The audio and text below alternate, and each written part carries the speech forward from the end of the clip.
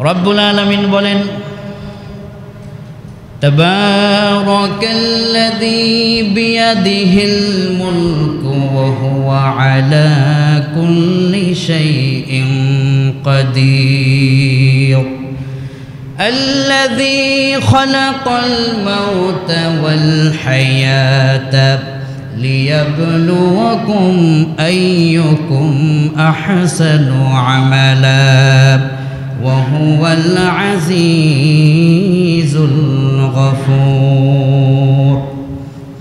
আল্লাহ পাক বলছেন, বরকতময় সেই মহান সত্তা যার হস্তে সকল ক্ষমতা, যার হস্তে সকল ক্ষমতা, সকল ক্ষমতার মালিক যিনি, তিনি একমাত্র কে? আল্লাহ পাক। এরপরে আল্লাহ পাক বলছেন, ওয়া হুয়া আলা কুল্লি শাইইন কাদির, সকল কিছুর উপর ক্ষমতা একমাত্র আল্লাহ সুবহানাহু ওয়া তাআলা। সুতরাং তিনি পরীক্ষা নেয়ার জন্য একমাত্র মহান সত্তা। কি পরীক্ষা নেবেন? আল্লাহ বলছেন। রব্বুল আলামিনকে আমরা বললাম, এই পৃথিবীর মানুষ থেকে আপনি কি পরীক্ষা নেবেন? আল্লাহ পাক বললেন, আল্লাযী খালাকাল মাউতা ওয়াল হায়াতা লিয়াবলুয়াকুম আইয়ুকুম আহসানু আমালা। এই মানব সত্তা, তোমাদেরকে জীবন দান করা হয়েছে, আবার তোমাদেরকে আল্লাহ পাক মৃত্যু দান করবেন। পৃথিবীতে তোমাদের মধ্য থেকে কে কার থেকে নেকের কাজে উত্তম, এই পরীক্ষাটা আমি আল্লাহ পাক তোমাদের সবার কাছ থেকে নিব। কোন সুবহানাল্লাহ। নেকের কাজ থেকে কে কার থেকে উত্তম, এটা আল্লাহ পাক পরীক্ষা করবেন। সুতরাং নেকের কাজ যেখানে হবে, মুমিন মুসলমান সেখানে দৌড়ে যাবে। আল্লাহ পাক বলছেন, আমি আল্লাহ পাক তোমাদেরকে জীবন দিয়েছি, তাই আমি আল্লাহ পাক তোমাদের কাছ থেকে পরীক্ষা নিতে চাই। এরপরে আল্লাহ পাক অন্য আয়াতে বলছেন, কাইফা তাকফুরুনা বিল্লাহি ওয়া কুনতুম আমওয়াতা ফাআহইয়াকুম সুম্মা ইউমীতুকুম সুম্মা ইউহয়ীকুম সুম্মা ইলাইহি তুরজাউন। এ দুনিয়ার রাজা হও, বাদশাহ হও, আমির হও, প্রেসিডেন্ট হও, মৃত্যুর ঘণ্টা একদিন তোমাকে, মৃত্যুর দুয়ার একদিন তোমাকে পড়তেই হবে। কেননা আল্লাহ পাক বলছেন, এই পৃথিবীতে এক সময় তোমার কোনো অস্তিত্ব ছিল না। আমি আল্লাহ পাক তোমার অস্তিত্ব পৃথিবীতে ঘটিয়েছি। মায়ের পেটের ভিতরে তুমি ছিলে, আমি আল্লাহ পাক সেই জায়গার ভিতরে ফি করারিম মাকিন, মায়ের পেটের ভিতরে একটা সুরক্ষিত জায়গার ভিতরে তোমাকে আমি আল্লাহ পাক সংরক্ষণ করে মায়ের পেটের ভিতরে আস্তে আস্তে করে সেখানে আমি আল্লাহ পাক তোমাকে লালন করেছি। অতঃপর যখন সময় হয়েছে মায়ের পেটের ভিতর থেকে বের করবার, আল্লাহু আখরাজাকুম মিন বুতুনি উম্মাহাতিকুম লা তা'লামুনা শাইআ, মায়ের পেট থেকে যখন তোমরা বের হয়ে এলে, ওই সময় আমি আল্লাহ পাক তোমাদের যে অবস্থা দেখেছি সেটা হচ্ছে, এই দুনিয়ার উল্লেখযোগ্য কোনো বিষয় সম্পর্কে তোমাদের জ্ঞান ছিল না, কোনো বিষয়ে তোমাদের জ্ঞান ছিল না। লা তা'লামুনা শাইআ, কোনো বিষয় তোমাদের জ্ঞান জানা এইসব কিছুই তোমাদের ছিল না।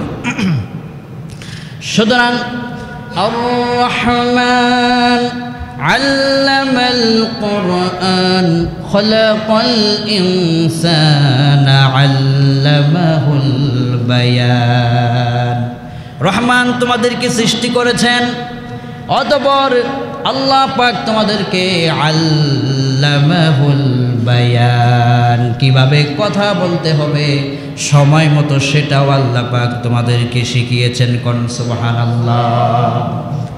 ফি লা তা'লামুনা শাইআ, কোনো বিষয় তো তোমার জ্ঞান ছিল না। মনে করো সেই অতীত ইতিহাস, আল্লাহ পাক তোমার প্রতি কি দয়াটা করেছে। জানার ছিল না, বুঝার ছিল না, দেখার ছিল না, কোনো অস্তিত্বই তোমার ছিল না। দুনিয়াতে আমি আল্লাহ পাক এক এক করে তোমাকে আমি বড় করলাম, এক এক করে তোমার প্রয়োজনগুলো আমি আল্লাহ পাক মিটিয়ে দিলাম। আল্লাহুল্লাযী খালাকাকুম সুম্মা রাযাকাকুম সুম্মা ইউমীতুকুম সুম্মা ইউহয়ীকুম। সৃষ্টি করার পরে কি খাদ্য তুমি গ্রহণ করবে, তোমার খাদ্যগুলোকে আমি আল্লাহ পাক তুমি পৃথিবীতে আসার 6 মাস আগে তোমার খাদ্যকে পৃথিবীতে আমি আল্লাহ পাক পাঠিয়ে রেখে দিয়েছি। সুবহানাল্লাহ। তুমি পৃথিবীতে যেদিন আসবে তার 6 মাস আগে তোমার খাদ্য তোমার মায়ের বুকের উপরে আমি আল্লাহ পাক রিজার্ভ করে রেখে দিয়েছি। কোন সুবহানাল্লাহ। মায়ের পেটের ভিতর থেকে আসলে পৃথিবীতে খাদ্য তুমি খাবে। বিজ্ঞানীরা বললেন এই মায়ের বুকের দুধ পৃথিবীর মানুষের জন্য আল্লাহ পাক যে কি কুদরত ব্যবস্থা করে রেখে দিয়েছেন। মায়ের এই বুকের দুধের উপরে আল্লাহ পাক একটা ছিদ্র দেন নাই। যদি একটা ছিদ্র দিতেন তাহলে আপনি ছোট্ট মানুষ চুষা মারলে পরে এক চুষাতে যদি বেশি দুধ আপনার গলায় যেত তাহলে গলা আটকে মান লেগে আপনার কষ্ট হতো। এজন্যে আল্লাহ পাক মায়ের বুকের উপরে দুধের জায়গার ভিতরে 1টা 2টা করে 32খানা ছিদ্র আল্লাহ পাক রেখে দিয়েছেন, যাতে করে চুষে চুষে তুমি আরামে দুধ পান করে বড় হয়ে যেতে পারো। কোন সুবহানাল্লাহ। পৃথিবীতে আসার পর এই নিয়ামত ব্যবস্থা যিনি করেছেন সেই মহান মালিক তিনি কে? আল্লাহ। দিল উজাড় করে বুক থেকে মন থেকে সেই আল্লাহ পাকের প্রশংসা আমাদের জীবনের সারাটা জিন্দেগি করলেও 1 ফোঁটা দুধের মূল্য আদায় হবে না। ঠিক কিনা বলুন? তিনি কত মহান, তিনি কত মহান। পৃথিবীর কোনো ডক্টর যেই চিন্তা করে নাই, পৃথিবীর কোনো রাজা বাদশাহ যেই চিন্তা করে নাই, আল্লাহ পাক আপনার আমার জন্যে সেই ব্যবস্থা করে রেখে দিয়েছেন। চাবার আগেই তিনি পৃথিবীতে আপনার জন্য খাদ্য খাবারের ব্যবস্থা করে রেখে দিয়েছেন। অতঃপর আল্লাহ পাক বলেন আস্তে আস্তে করে সময় হলে পরে তোমাকে আমি আল্লাহ পাক বড় করলাম, এই পৃথিবীর নাম শিখালাম, তোমার সুখ্যাতি হলো, তোমার সব কিছু অর্জিত হলো। তুমি এক সময় কৈশোর জীবন থেকে তুমি যৌবনে পদার্পণ করলে, অতঃপর এক সময় আবার তোমার জীবনের ঘন্টা শেষ হয়ে গেল, বার্ধক্যের জীবন আবার তোমাকে আমি আল্লাহ পাক দিলাম। অতঃপর এমন একটা সময় আসবে সুম্মা ইলাইহি তুরজাউন, মৃত্যু হয়ে যাবে, তোমাকে রবের সামনে দাঁড়াতে হবে। কোন সুবহানাল্লাহ। কথাটা খুবই গুরুত্বপূর্ণ। মৃত্যু হবে, রবের সামনে আপনাকে দাঁড়াতে হবে। রব সেই মহান রব যিনি আসমান, এই জমিন, এই পৃথিবী, পাহাড় পর্বত, গোটা দুনিয়ার একচ্ছত্র মালিক, যিনি এই তার গোটা সাম্রাজ্যকে পরিচালনা করতে গিয়ে কখনো কারো কাছ থেকে সাহায্য নিতে হয় না। আজকের পৃথিবীর রাষ্ট্রনায়ক, রাষ্ট্রপ্রধানরা তার নিজের স্বদেশকে পরিচালনা করতে গিয়ে অন্য দেশের সহযোগিতা নিতে হয়। নিজেকে সফল হতে হলে অন্যের সহযোগিতার প্রয়োজন হয়। কিন্তু একমাত্র আল্লাহ পাক, যিনি গোটা দুনিয়ার সাম্রাজ্য পরিচালনা করার ক্ষেত্রে কারো সহযোগিতা নেওয়ার তার প্রয়োজন হচ্ছে না, তার উপরেই সকল ক্ষমতা, সকল ক্ষমতার উৎস একমাত্র তিনি। জোরে বলেন ঠিক কিনা? সকল ক্ষমতা একমাত্র তার, যিনি এই সব কিছু পরিচালনা করতে গিয়ে ক্লান্ত হন না, কারো কাছ থেকে তিনি সাহায্য নেন না। এরপরে আল্লাহ পাক বলছেন, শোনো أفحسبتم أنما خلقناكم عبثا وأنكم إلينا لا ترجعون ও মানুষ, তোমরা কি মনে করেছো তোমাদেরকে এমনিতেই সৃষ্টি করা হয়েছে, তোমরা রবের কাছে ফিরে আসবে না? এটা কি তোমরা মনে করেছো? ভুল সিদ্ধান্ত তোমাদের। আল্লাহ পাক বলছেন, قل إن الموت الذي تفرون منه فإنه ملاقيكم ثم تردون إلى عالم الغيب والشهادة فينبئكم بما كنتم تعملون। মনে করো না তোমরা এমনিতেই তোমাদেরকে সৃষ্টি করা হয়েছে। অন্য আয়াতে আল্লাহ পাক বলছেন, মা খালাকাতুল জিন্না ওয়াল ইনসা ইল্লা লিয়াবুদুন। ইবাদত করার জন্যই তোমাদেরকে পৃথিবীতে পাঠানো হয়েছে। সুতরাং তুমি যদি ইবাদত নাও করো কিংবা ইবাদত যদিও করো, একদিন না একদিন তোমার জীবন ঘন্টা ফুরিয়ে যাবে। এটা তোমাকে মানতেই হবে, এটা তোমাকে বিশ্বাস করতেই হবে। আর সেই কথাকে বিশ্বাস করে কবরটাকে সাজানোর জন্য তোমাকে নেক আমল করতে হবে বেশি করে। লিয়াবলুয়াকুম আইয়ুকুম আহসানু আমালা। আমি যে পরীক্ষা করব তোমাদেরকে হায়াত মউত দেওয়ার পিছনে আমার একটাই মাত্র উদ্দেশ্য, পরীক্ষা তোমাদেরকে করব কে কার থেকে নেক আমলে উত্তম। এটাই আমার ফয়সালা। আমার কাছে অর্থ থাকলে সে সম্মানিত হবে এমনটি নয়। আমি আল্লাহ পাকের কাছে হাজারো ডিগ্রি থাকলে সম্মানিত হবে এমনটা নয়। আমি আল্লাহ পাকের কাছে রাষ্ট্রের মালিক হবে সেই সম্মানিত হবে, বিষয়টি এমনটি নয়। বরং আমি আল্লাহ পাকের কাছে ওই ব্যক্তিটাই সম্মানিত হবে যার হৃদয়টা আমি আল্লাহ পাকের আমলে ভরা। কোন সুবহানাল্লাহ। একজন সামান্য রিক্সাওয়ালা অথবা জুতার পালিশ করে, এই জুতার পালিশ করা লোকটাকে যদি ফজরের নামাজ সে আদায় করেছে, তার ওই জুতার পালিশ করা ব্যক্তিটাকে যদি এক পাল্লায় দেয়া হয়, আর রাষ্ট্রের মালিক প্রধান যে নামাজ পড়ে না তাকে যদি অপর পাল্লায় দেয়া হয়, ওই রাষ্ট্রের মালিকের চাইতে নামাজি জুতা পালিশকারীর মূল্য আল্লাহর কাছে সবচাইতে বেশি ভারী হয়ে যাবে। আল্লাহ পাকের কাছে সম্মানিত ব্যক্তি হচ্ছে সেই যে আল্লাহ পাককে ছাড়া পৃথিবীর কোনো তাগুতকে, নাস্তিককে, কাফেরকে ভয় করে না। কোন সুবহানাল্লাহ। ভয় করবে যাকে, তিনি হচ্ছেন আল্লাহ পাক। তার ক্ষমতার উপরে কোনো ক্ষমতা চলে না। এটা হচ্ছে মুমিনের বিশ্বাস, এটা হচ্ছে মুমিনের আকীদা। আল্লাহ পাক এরপরে বলছেন, শোনো, জীবন ঘন্টা একদিন ফুরিয়ে যাবে। কুল ইন্নাল মাউতাল্লাযী তাফিরুনা মিনহু ফাইন্নাহু মুলাকীকুম। মৃত্যু থেকে বাঁচার জন্য কত রাজা চেয়েছে, মৃত্যু থেকে বাঁচার জন্য কত বাদশা চেয়েছে। আল্লাহ পাক বলছেন, না না, ফাইন্নাহু মুলাকীকুম। আজরাইল মালাকুল মউত ফেরেশতা যতই তুমি পলায়ন করতে চাও, তোমার সাথে সাক্ষাৎ করে তোমার জানটাকে বের করে নিয়ে যাবে। কোন আল্লাহু আকবার। চেষ্টা করেও বাঁচতে পারবে না, বেঁচে থাকতে পারবে না। যত চেষ্টা তুমি করো, যত ক্ষমতা তুমি দেখাও, ক্ষমতার দাপট আর অর্থের গরম আর শরীরের শক্তি দিয়ে যত কিছুই তুমি করো, ফাইন্নাহু মুলাকীকুম, মৃত্যুর ফেরেশতা তোমার সাথে সাক্ষাৎ করবে।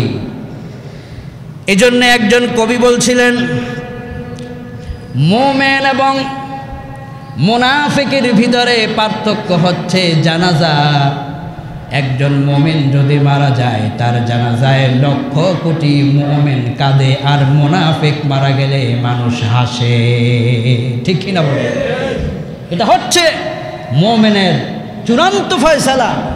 মৃত্যুর পরে বোঝা যায় যে আসলে আল্লাহর কাছে প্রিয় কে ছিল। চিল্লায় কোন সুবহানাল্লাহ। আপনি যদি মুমিন হন, আপনার সম্পর্ক যদি আল্লাহ পাকের সাথে থাকে, তো গোটা পৃথিবী যদি আপনাকে ত্যাগ করে আপনার কোনো লস নাই, আপনার কোনো ক্ষতি নাই। কেননা আপনার কবর, আপনার লাশ কবরে রাখা মাত্রই আপনার মালিকের সঙ্গে দিদার নসিব হয়ে যাবে। সুবহানাল্লাহ। কিন্তু আপনার সম্পর্ক যদি সারা পৃথিবীর রাজা বাদশার সঙ্গে থাকে, আপনার সম্পর্ক যদি সারা দুনিয়ার ক্ষমতাধরদের সাথে থাকে, কিন্তু মৃত্যুর পরে যদি মানুষ তার ওয়েবসাইটে লিখে ও মারা গেছে ভালো হয়েছে, বুঝতে হবে আপনার কপাল খারাপ। ঠিক কিনা বলেন? আমার দেশে এমন মানুষও আছেন যাদের মৃত্যুর পর মানুষ খুশি হয়ে ইন্না লিল্লাহ পড়ে না, এরকম লোকও বাংলার জমিনে আছে। আবার এরকম লোকও আছে যাদের মৃত্যুর পর তাকে মানুষ দেখে না, কিন্তু তার জন্য অঝর দ্বারায় চোখের পানি ফেলে, তার জন্য নামাজ পড়ে দোয়া করে, তাহাজ্জুদ পড়ে, নফল সিয়াম করে দোয়া করে, দান সদকা করে। এই লোকের জন্য আল্লাহর পক্ষ থেকে ভালোবাসা এটা। এই ভালোবাসা মুমিনের হৃদয় থেকে কেড়ে নেওয়া সম্ভব নয়। কোন ঠিক কিনা? এটা আল্লাহ প্রদত্ত একটা ভালোবাসা। এজন্য আল্লাহ পাক বলছেন, শোনো, আল্লাহকে আপন করো। আল্লাহকে আপন করলে কোনো চিন্তা নাই, পেরেশানি নাই। এজন্যে আল্লাহ পাক বলছেন, ইন্নাল্লাযীনা আমানু ওয়া আমিলুস সালিহাতি সায়াজআলু লাহুমুর রাহমানু ওয়ুদ্দা। যদি আল্লাহর সঙ্গে আপনার সম্পর্ক হয়ে যায়, আল্লাহ পাক যদি আপনার উপর খুশি হয়ে যায়, তাহলে তামাম মুসলমানের হৃদয়ে আপনার প্রতি আল্লাহ পাক একটা ভালোবাসা জাগ্রত করে দিবেন। ওর কাছে দোয়া চাইতে হবে না, সে নিজেই আপনার জন্য দোয়া করবে। কোন সুবহানাল্লাহ। হযরতে আবু যর গফারি রাদিয়াল্লাহু তাআলা বিশ্বনবীর দরবারে এসেছেন। এমন সময় জিবরাইল ফেরেশতা তার শুভাগমন করেছেন আসমান থেকে। আবু যর গফারি রাদিয়াল্লাহু আনহু বিদায় নিয়েছেন। জিবরাইল ফেরেশতা বলছেন, রাসূল, আপনি কি এই আবু যরকে চেনেন? সুবহানাল্লাহ বলেন। জিবরাইল ফেরেশতা, লক্ষ কোটি কোটি ফেরেশতাদের সর্দার, যিনি 1,24,000 পয়গম্বরের কাছে সরাসরি আল্লাহর পক্ষ থেকে ওহী করে উনি এসেছেন, যার সাথে আল্লাহ পাকের সরাসরি কথা হয়। জিবরাইল ফেরেশতা রসুলকে বলছেন, রসুল, আপনি কি এই আবু যরকে চিনেন? সুবহানাল্লাহ। আল্লাহ পাকের হাবিব বললেন, আবু যরকে কেন চিনব না? কয়া রাসূলুল্লাহ, এই আবু যর এমন একজন লোক, তার জন্যে আল্লাহ পাকের আসমানের সকল ফেরেশতা তার প্রতি খুশি হয়ে দোয়া করে। কোন সুবহানাল্লাহ। কেন? কারণ এই আবু যরের সম্পর্ক দুনিয়ার সাথে নাই। এই আবু যর রসুলের খেদমত করার কারণে সময় পায় নাই, সংসার করতে পারে নাই, তার ধন সম্পদের কথা ভুলে গিয়ে রসুলের খেদমতে সারা জীবন নিয়োজিত ছিল। এই জন্য আবু যরকে শুধু আল্লাহ পাক না, তামাম ফেরেশতা জগৎ আবু যরের জন্য আল্লাহর দরবারে দোয়া করে। কোন সুবহানাল্লাহ। এমন ব্যক্তি হন, আল্লাহ পাকের সঙ্গে সম্পর্ক করুন। এই দুনিয়ার মানুষের সম্পর্ক শুধু দুনিয়া পর্যন্ত থেকে যাবে। আল্লাহ পাকের সঙ্গে সম্পর্ক করলে সেটা আল্লাহ পাক দুনিয়াতেও দেখাবেন, আখিরাতেও আপনাকে ক্ষমা করে আল্লাহ পাকের জান্নাতের কোলে আপনাকে কবুল করে নেবেন। সুবহানাল্লাহ। কদিন আগে দুনিয়া থেকে বিদায় হয়ে গেল উপমহাদেশের শ্রেষ্ঠ ইসলামিক স্কলার, বিশ্ব বরেণ্য আলেমে দ্বীন, লাখো আলেমের উস্তাজুনা আল্লামা দেলওয়ার হোসেন সাঈদী রহমতুল্লাহ আলাইহি, যার মৃত্যুতে লক্ষ লক্ষ মুমিন মুসলমান চোখের পানি ফেলে কেঁদে একটাই দোয়া করেছে, আই আল্লাহ তুমি কোরআনের পাখিকে ক্ষমা করে দাও। বলি সুবহানাল্লাহ। কেন? তার সাথে কি আপনার আমার কোনো আত্মীয়তার সম্পর্ক আছে নাকি? তার সঙ্গে কোনো সম্পর্ক নাই, কিন্তু তার সঙ্গে একটা মাত্র সম্পর্ক, সে যখন আল্লাহর কোরআন খুলে কোরআনের তাফসীর করেছেন, তার কোরআনে কারিমের তাফসীর শুনে হাজার হাজার কাফের চট্টগ্রামে কালিমা পড়ে মুসলমান হয়ে গিয়েছে। বাংলাদেশের সংসদে যখন তিনি মেম্বার অফ পার্লামেন্ট হলেন, ওই জায়গার ভিতরে মাথা নত করে দাঁড়াতে হয়, ঢুকতে হয়, প্রবেশ করতে হয়। তিনি সর্বপ্রথম বিল করেছেন, মাননীয় স্পিকার, মুসলমান আল্লাহ ছাড়া কারো সামনে মাথা নত করতে পারে না।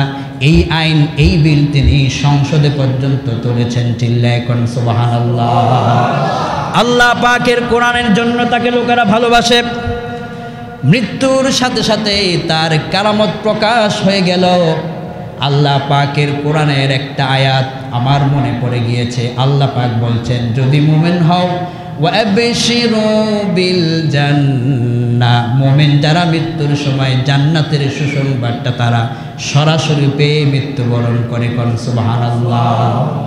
যখন তার লাশ দেহকে নিয়ে যাওয়া হচ্ছিল, তার চেহারা একেবারে মুস্কি হাসিতে একটা নূরে উজ্জ্বলময় চেহারা দেখতে পাওয়া গিয়েছে।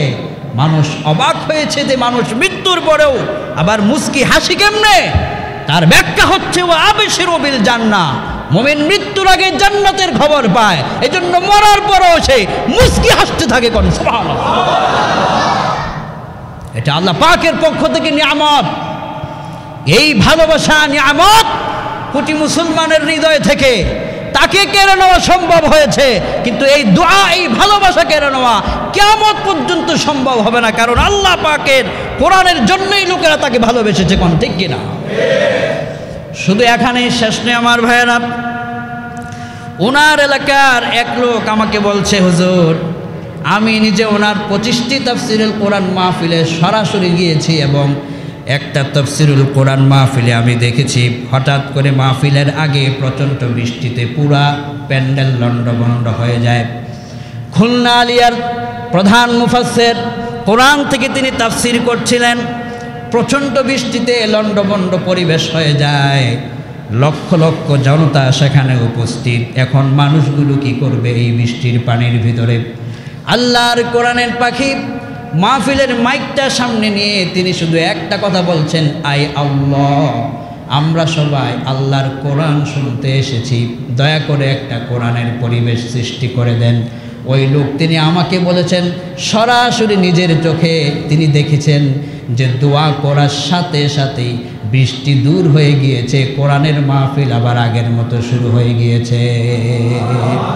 আগেকার যুগের আল্লাহর ওলিদের, সারসিনার আল্লাহর ওলিদের, চরমনায়ের আল্লাহর ওলিদের, উজানির আল্লাহর ওলিদের, জৈনপুরের ফুরফুরার আল্লাহর ওলিদের দৃষ্টান্ত আমরা শুনেছি যে প্রচণ্ড বৃষ্টিতে, প্রচণ্ড গরমে যখন তারা দোয়া করতেন, তাদের দোয়া সাথে সাথে মঞ্জুর হতো। ওই অনুষ্ঠান থেকে মানুষ ছাতা মাথায় দিয়ে তারপরে বাড়ি যেত। ঠিক কিনা বলেন? এটা আল্লাহ পাকের বরকত। আপনার সম্পর্ক যদি রবের সঙ্গে হয় তাহলে আপনার মর্যাদা কত উপরে যাবে আপনি ভাবতেও পারবেন না। আর আপনার সম্পর্ক যদি এ দুনিয়ার টাকা, অর্থ, পয়সার সঙ্গে হয় তাহলে মৃত্যু পর্যন্ত এই টাকা থাকবে, মৃত্যু পর্যন্ত, কিন্তু মরার পরে এই টাকা আর থাকবে না। একজন মানুষের উচিত হবে মরার পরে যেন কাজে লাগে। বিশ্বনবীর দরবারে একজন সাহাবী এসে বললেন, হুজুর, আজ রাতে আমি একটি ভয়ঙ্কর স্বপ্ন দেখেছি। রসুল বললেন, কি স্বপ্ন দেখেছো? বলল যে আমি হঠাৎ করে দেখলাম আমার মৃত্যু হয়ে গিয়েছে। মৃত্যু হওয়ার পরে আমি দেখলাম আমাকে আমার এক ধরনের বন্ধু মরার সাথে সাথে তারা আমাকে ভুলে গিয়েছে। অপর দলের বন্ধুদেরকে দেখলাম মৃত্যুর সাথে সাথে তারা আমার কবর পর্যন্ত গিয়েছে। আর এক শ্রেণীর বন্ধুদেরকে দেখলাম মৃত্যুর সাথে সাথে তারা আমার কবর পর্যন্ত, কবরের ভিতরে গিয়েছে। রাসূল, কি স্বপ্ন দেখলাম? স্বপ্নের ব্যাখ্যা জানতে চাই। আল্লাহর হাবিব বললেন, শোনো, মরার সঙ্গে সঙ্গে যেই বন্ধুগুলো তোমাকে ভুলে গিয়েছে, এই বন্ধু হলো তোমার দুনিয়ার ধন সম্পদ। যেদিন তুমি মারা যাবে এই ধন সম্পদ মৃত্যুর সাথে সাথে তোমাকে ভুলে যাবে, এই ধন সম্পদ আরেকজনের মালিক হয়ে যাবে। জোরে কোন ঠিক কিনা? আর দ্বিতীয় স্বপ্নের ব্যাখ্যা হলো, যেই বন্ধুগুলো তোমার কবর পর্যন্ত গিয়েছে এরা হলো তোমার দুনিয়ার ছেলে, এরা হলো তোমার বন্ধু, এরা হলো তোমার প্রতিবেশী। তোমার মৃত্যুর পরে মানুষেরা তোমার কবর পর্যন্ত যাবে, তোমাকে দাফন করবে, তারপরে তো সবাই তোমাকে ভুলে যাবে। আর তৃতীয় স্বপ্ন যেটা তুমি দেখেছো যে তোমার কবরে পর্যন্ত কিছু বন্ধু গিয়েছে, সেটা হলো তোমার দুনিয়ার রেখে যাওয়া নেক আমল। এই নেক আমল যদি করতে পারো, দুনিয়ার বন্ধু ভুলে যাবে, সম্পদ তোমাকে মাইনাস করে দেবে, কিন্তু নেক আমল যদি করতে পারো, নেক আমল তোমার কবরের ভিতরেও ঢুকে গিয়ে তোমার সাথী হয়ে যাবে। কোন সুবহানাল্লাহ। এভাবে মানুষ যদি মুমিন হয় তাহলে তার কবরের ভিতরে একটা সুদর্শন ছোট্ট একটা নাবালক শিশুকে আল্লাহ পাক পাঠায় দিবেন। ওই শিশুটার চেহারা থেকে নূর বের হতে থাকবে। সে জিজ্ঞেস করবে, তুমি কে? এই কবরের ভিতরে তুমি কেন এলে? ওই ছোট্ট নাবালক শিশুটা বলবে, আমি আর কেউ না, আমি হচ্ছে তোমার দুনিয়ার নেক আমল। যতক্ষণ পর্যন্ত কিয়ামত প্রতিষ্ঠিত না হবে কবরের ভিতরে আমি তোমাকে সঙ্গ দিয়ে তোমাকে খুশি রাখবো। কোন সুবহানাল্লাহ। আল্লাহর হাবিব বলেছেন, অপর দিকে এমনও মানুষ আছে পৃথিবীতে যাদের মৃত্যুর পর তাদের কবরে একজন ভয়ঙ্কর চেহারার বৃদ্ধ মানুষকে পাঠানো হবে, যার ঠোঁটের এই জায়গা দিয়ে উত্তপ্ত জ্বলন্ত পুজের মতো দুর্গন্ধযুক্ত লোল বেয়ে বেয়ে পড়বে, এই সাইড দিয়ে তার রক্ত বেয়ে বেয়ে পড়বে, আর চেহারাটা একটা ভয়ঙ্কর আর প্রচণ্ড দুর্গন্ধময় একটা লোক সে হবে। তখন লোকটি জিজ্ঞেস করবে, ওই ভয়ঙ্কর মানুষ, তুমি আমার কবরে কেন এলে? আমার আজকের এই ভয়ঙ্কর দিনে নিজের চিন্তায় তো আমি পেরেশান, তুমি কেন আমার কবরে এলে?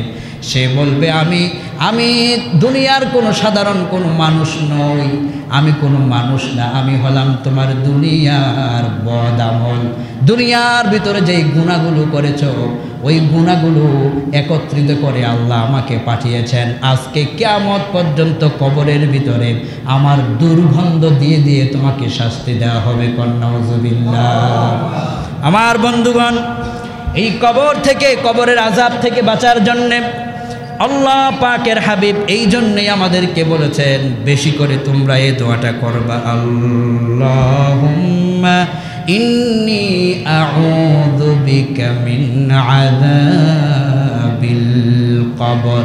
আয় আল্লাহ, কবরের ভয়ঙ্কর আযাব থেকে সবাইকে তুমি নাজাত দিয়ে দাও। জোরে বলেন আমিন।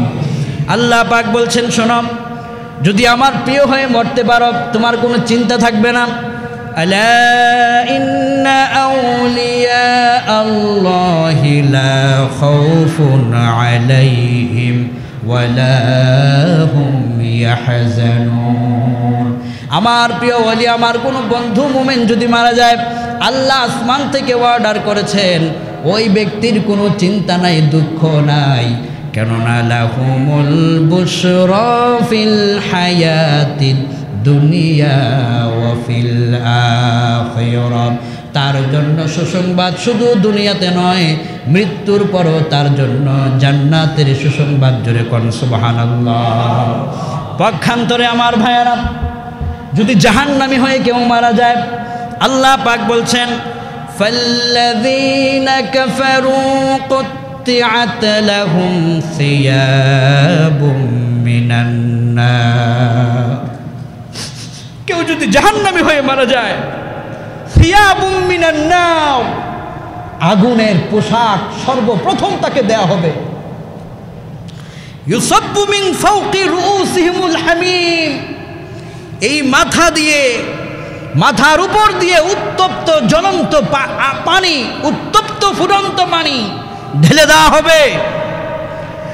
ইউসহারু বিহি মা ফি বুতুনিহিমুল জুলুদ, এই উত্তপ্ত পানির কারণে লোকটার মাথা, তার এই দেহ, তার এই বডি, ভিতরের সব কিছু গলে গলে সব কিছু বেয়ে বেয়ে গলিত হয়ে পড়ে যাবে। ওয়ালাহুম মাকামিউ মিন হাদিদ, অতঃপর নতুন করে তার জন্য একটা লোহার মুগুর তৈরি করা হবে।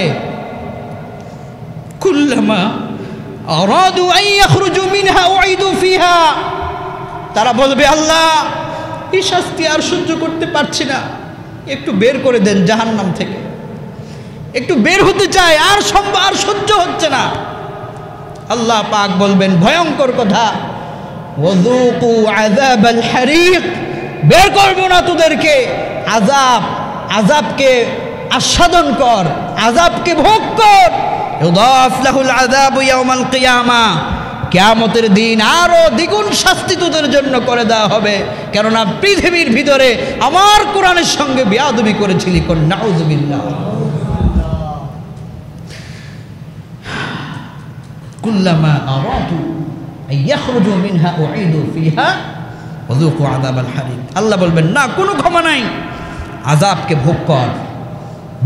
বহুত ফাইজলামি করছো পৃথিবীতে, সময় পেলেই রক্তের গরমের শক্তি দেখিয়েছ, কলমের শক্তি দেখিয়েছ, ওযুকু আযাবাল হারিক, এখন তুই আস্বাদন কর।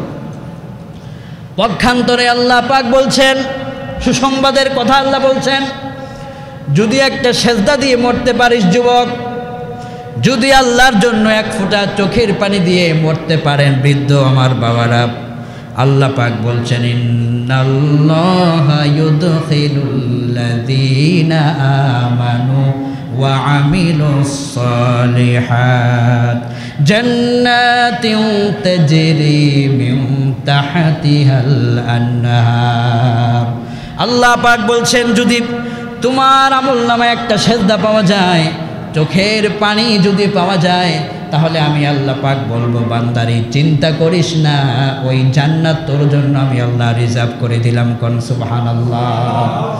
জান্নাতে আপনাকে এইভাবে ঢুকানো হবে না, আপনাকে সাজায়া জান্নাতে ঢুকানো হবে। কিভাবে সাজানো হবে আল্লাহ পাক বলছেন, আল্লাহ পাক বলছেন ইন্নাল্লাহা ইউদখিলুল্লাযীনা আমানু ওয়া আমিলুস সালিহাতি জান্নাতিন তাজরি মিন তাহতিহাল আনহারু ইউহাল্লাউনা ফিহা মিন আসাবিরা মিন যাহাবিন ওয়া লু'লুআ ওয়ালিবাসুহুম ফিহা হারির। জান্নাতে যখন আপনাকে প্রবেশ করানো হবে, আল্লাহ পাক আপনাকে দয়া করে আপনার চেহারাটাকে একটা চেহারা, এমন চেহারা বানাবেন, নুরানি নূরের একটা উজ্জ্বল চেহারা আপনাকে বানাবেন, আর যৌবনকালের যৌবন আল্লাহ আপনাকে ফিরিয়ে দিবেন। অতঃপর আপনার এই দেহের ভিতরে জান্নাতি রেশমের কাপড় আল্লাহ পাক পরিয়ে দিবেন, স্বর্ণ হীরা মণি মুক্তা দিয়ে আল্লাহ আপনাকে সাজায়া আহলান সাহলান তাকবীর দিতে দিতে ফেরেশতাদের মাধ্যমে আল্লাহ পাক নতুন দুলার মতো আপনাকে জান্নাতের ভিতরে ঢুকায় দিবেন। কোন সুবহানাল্লাহ। এই আয়াত থেকে আমরা একটা কথা স্পষ্ট জানতে পারি, যদি গুনাহগার হয়ে মারা যান তো আপনার পোশাক হবে আগুনের। ফাল্লাযীনা কাফারু কুত্তিআত লাহুম সিয়াবুম মিনান নার, আগুনের পোশাক। আর যদি মুমিন হতে পারেন লিবাসুহুম ফিহা হারির, আপনার পোশাক হবে রেশমের জান্নাতের সুগন্ধময় পোশাক।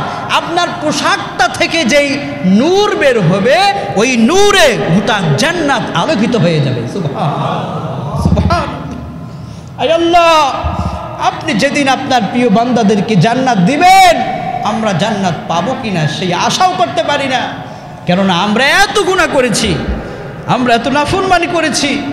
আপনি একটু দয়া করে আপনার হাবিবের উসিলায় আমাদের প্রত্যেককে জান্নাতের রেশমি কাপড় পরাইয়া দুলার সাথে সজ্জিত করে প্রত্যেকটা মানুষকে আপনি জান্নাতে যাওয়ার তৌফিক দিয়েন। সবাই বলেন আমিন। বন্ধুগণ, শুধু এখানেই শেষ নয়, এরপরে আল্লাহ পাক বলছেন বান্দারে একটা কাজ দুনিয়ার ভিতরে করবা, ছোট্ট একটা দোয়া পড়বা। হাদিসে কুদসিতে আল্লাহ পাক বলছেন, জান্নাতের গোপন রত্ন ভাণ্ডার আরশের নিচে আমি আল্লাহ রেখে দিয়েছি। সাহাবাই কেরাম বললেন, ইয়া রাসূল, এই গোপন রত্ন ভাণ্ডারের মালিক আমরাও হতে চাই। আল্লাহর হাবিব বললেন, যারা দুনিয়ার ভিতরে বেশি বেশি পড়বে লা হাওলা ওয়ালা কুওয়াতা ইল্লা বিল্লাহিল আলিয়্যিল আযীম, অথবা লা হাওলা ওয়ালা কুওয়াতা ইল্লা বিল্লাহ, এই দোয়াটা যারা বেশি বেশি করে পড়বে, আল্লাহর হাবিব বলেছেন আরশের নিচের জান্নাতের গুপ্ত রত্ন ভান্ডার ওই ব্যক্তিকে আল্লাহ পাক দান করবে যে এই দোয়া বেশি পড়বে। কোন সুবহানাল্লাহ। 5 ওয়াক্ত সালাতের পরে এটা পড়বেন, লা হাওলা ওয়ালা কুওয়াতা ইল্লা বিল্লাহ। পড়েন আমার সাথে, লা হাওলা ওয়ালা কুওয়াতা ইল্লা বিল্লাহ। আল্লাহ পাক আমাদেরকে কবুল করুন বলি আমিন। এই উপমহাদেশের আরেকজন শ্রেষ্ঠ ইসলামিক স্কলার ছিলেন আল্লামা নেসারউদ্দিন আহমদ রহমতুল্লাহ আলাই সারসিনার। তিনি ছিলেন আমাদের দাদা হুজুর রহমতুল্লাহ আলাই। উনি যেদিন ইন্তেকাল করেছেন, ইন্তেকালের পর তার একজন বিখ্যাত খাদেম স্বপ্নের ভিতরে দেখেন হুজুর কবরের ভিতরে। জিজ্ঞেস করলেন, হুজুর আপনার সঙ্গে কি ব্যবহার করা হয়েছে? তিনি ইঙ্গিত দিয়ে বললেন, আল্লাহ পাক আমাকে ক্ষমা করে দিয়েছেন। কি আমলে ক্ষমা করেছেন? এই একটা মাত্র আমল যে আমি আমার জিন্দগিকে, এই দুনিয়াকে আমি চাই নাই, আমি চেয়েছি আমার রসুলকে, চেয়েছি আল্লাহকে, এজন্য আল্লাহ পাক আমাকে ক্ষমা করে দিয়েছে। কোন সুবহানাল্লাহ। এজন্য দুনিয়া চাইবেন না, আল্লাহকে চাইবেন। যুবক ভাইয়েরা, এই জন্য 5 ওয়াক্ত নামাজ যে যা করেন, 5 ওয়াক্ত নামাজ আজকের থেকে আর ছাড়বেন না। দুনিয়া ছেড়ে দেবেন কিন্তু নামাজটা ছাইরেন না। দুনিয়া ছেড়ে দিবেন, রসুলের ভালোবাসাকে ছাড়বেন না। দুনিয়া ছেড়ে দিবেন, পিতামাতার খেদমত ছাড়বেন না। দুনিয়া ছেড়ে দিবেন, ভালো ভালো ব্যবহার মানুষের সঙ্গে করবেন। দুনিয়া ছেড়ে দিলেও মানুষের সঙ্গে উত্তম আচরণ করবেন, তাহলে আল্লাহ পাকের কাছে আপনার মর্যাদা বেড়ে যাবে। কোন সুবহানাল্লাহ। আয় আল্লাহ পাক আপনি আমাদের প্রত্যেককে কবুল করুন বলি আমিন।